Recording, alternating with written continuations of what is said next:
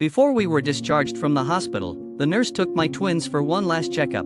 However, when she came back, my heart stopped for a moment. Instead of bringing back a boy and a girl, as I had given birth to, she returned with 2 baby girls. But before we start, smash the like button and make sure to subscribe if you haven't, and hit that notification bell so that you won't miss any new stories. Ross and I had been trying to start a family for a long time. Our excitement was boundless when we learned we were expecting twins, a boy and a girl. But confusion set in right after their first checkup, when Savannah, our nurse, brought us 2 girls instead. My heart dropped. Where has my son gone?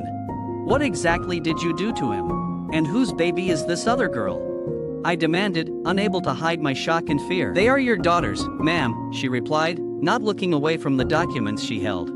I double-checked the reports and I'm confident there is no error. Have you lost your mind? My voice was sharp with disbelief. I have all the reports as proof that I was supposed to deliver a boy and a girl. I saw them myself after the delivery. There's no way they're both girls. Savannah looked scared when she glanced up from her reports. But Dr. Carter entered the room before I could question her further. Would you please keep quiet, ma'am? This is a hospital, and there are other patients, she said, trying to calm me down. Quiet? Seriously? I asked, outraged. Your nurse brings me a random child, then tells me she's not wrong. Is that how your hospital administration operates? Do I have to contact the chief doctor and inform him of the situation? Ross finally spoke up. I agree with my wife, doctor. We don't want to create a scene, he said. But your nurse is lying. We don't know why she's doing that, but if we don't get our son back, we'll have to call the police. Please, sir, calm down, Dr. Carter said, reassuringly. I'm sure there's just some misunderstanding. Savannah has been working here for several years. Maybe she brought the wrong documents. Savannah, may I have a look at the papers?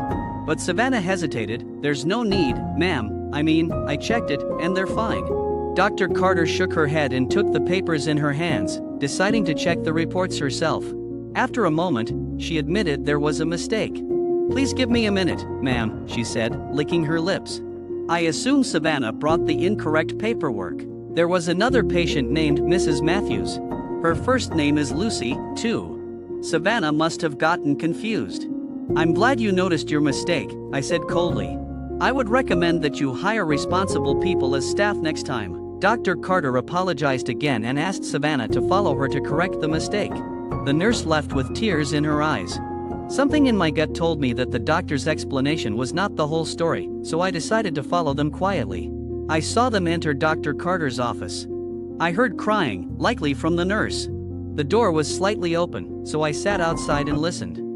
What were you thinking, Savannah? Dr. Carter asked sternly. Mrs. Matthews delivered twins, a boy and a girl at 10:30 a.m. today. Even the report said that. Why are you lying to them? Be honest. I didn't have a choice, I overheard Savannah saying between sniffles. The other newborn girl is my sister's. Her husband left her when he found out she was pregnant, and she didn't survive the delivery. I could have adopted her, but my husband wouldn't agree. Why not place her for adoption? Dr. Carter suggested. She'd be well cared for. It was my sister's dying wish for her daughter to be raised in a loving family, the nurse continued. Seeing Mrs. Matthews and her husband together this morning, I thought they'd be perfect. So, I swapped their son with my niece, intending to place him for adoption instead. That's a crime, Savannah, Dr. Carter responded firmly. We can't allow this. Bring Mrs. Matthews' son back immediately. And keep this matter confidential. Let's see what I can do to help. Hearing this, my heart sank, but surprisingly, I wasn't angry. I felt so much empathy. A little baby girl was now alone in the world and would go into the system before possibly getting adopted. Although her methods were awful, Savannah hadn't intended harm. She was desperate to fulfill her sister's wish. I couldn't help but feel for the child as I returned to my room. Shortly after, Dr. Carter brought my newborn son back, apologizing for the mix-up. Knowing the full story, I decided against filing a complaint. Yet, that night, the image of the innocent child haunted me. I can't stop thinking about her, Ross, I confessed the next morning. I dreamt she was living with us, happy and at peace. It might sound crazy, but I can't shake this feeling. But we already have 2 children, Ross protested. Adding another is a lot. We need to think this through. I've thought about it all night, and my mind is made up. Please, can we go to the hospital today and start the adoption process? I pleaded. Ross was hesitant but agreed to support me. His reluctance faded the moment he held her. Her innocent gaze melted his heart. We're thrilled to adopt her, I told the doctor. We've longed for children, and now that she's come into our lives, we can't turn her away. Please let us know when we can bring her home. It took some time, but adopting her felt right, especially after we decided to name her Amelia.